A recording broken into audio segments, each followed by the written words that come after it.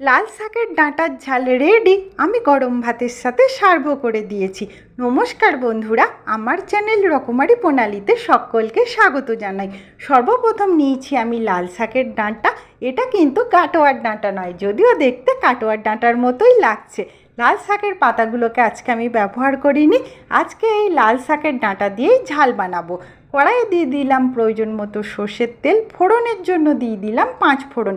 5 ফোড়নটাকে হালকা করে তেলের মধ্যে নাড়াচাড়া করে নিয়ে দিয়ে দিচ্ছি আগে থেকে বেছে ধুয়ে পরিষ্কার করে রাখা লাল শাকের ডাঁটাগুলোকে হালকা করে তেলের মধ্যে নাড়াচাড়া করে নেব। যখনই ডাঁটার কালার চেঞ্জ হয়ে যাবে দিয়ে দিচ্ছি ছোট্ট ছোট্ট করে কেটে রাখা আলু।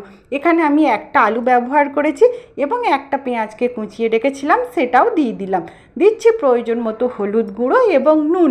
সব কিছুকে ভালোভাবে মিক্স করে দিয়ে ঢাকা দিয়ে মিডিয়াম ফ্লেমে অন্তত 4-5 মিনিট মতো আমি কুক করে নেব, যাতে আলু ভালোভাবে ভাজা হয়ে যায় এবং ডাঁটা সফট হয়ে যায়।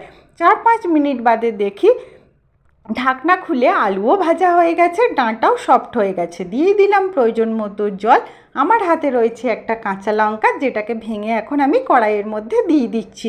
সর্ষে আগে থেকেই আমি বেটে রেখেছিলাম, যেটাকে জলে গুলে নিয়ে এখন আমি সর্ষে বাটা গোলা জলটা দিয়ে সব কিছুকে ভালোভাবে মিক্স করে দিলাম। আর ঢাকা দেবার প্রয়োজন নেই। এবার মিডিয়াম ফ্লেমে এটাকে আমি আস্তে আস্তে রান্না করতে থাকবো, যতক্ষণ না সম্পূর্ণভাবে ড্রাই হয়ে যায়। যখনই সম্পূর্ণভাবে ড্রাই হয়ে যাবে মানেই আমার লাল শাকের ডাঁটার ঝাল রেডি।